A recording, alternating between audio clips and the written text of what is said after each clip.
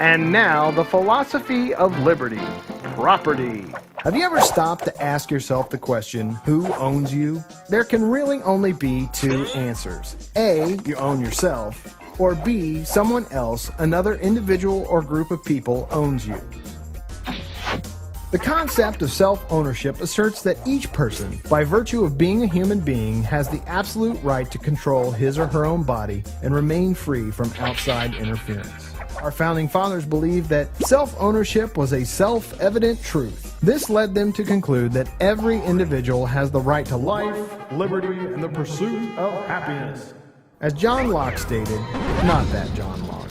John Locke stated in 1689, every man has a property in his own person. This no one has a right to but himself. Locke also believed that since man owned himself, he also owned the fruits of his labor.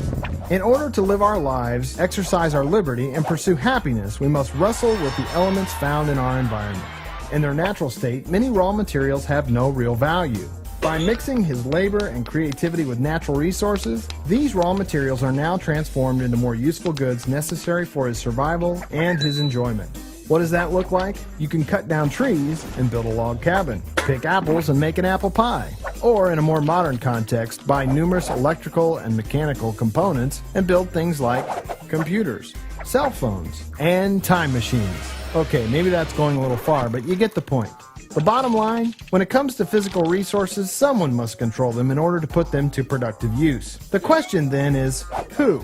It's either 1, the individual who brings said resources out of the state of nature and into productivity, or 2, they belong to another individual, your neighbor, your mother-in-law, the bully down the road, or a group of individuals, the Congress, the IRS, the United Nations, etc., or 3, in a communal fashion, these resources belong to the world, an equal share for every individual in the entire human race.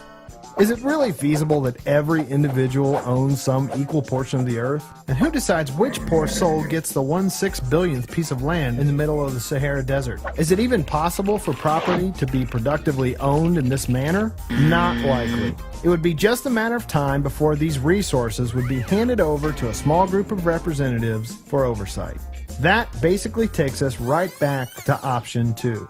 Ultimately, individual ownership and control of property is the only logical solution to ensure that natural resources achieve their highest productive potential. So where does that leave us? First, we own our bodies. Second, we own our property.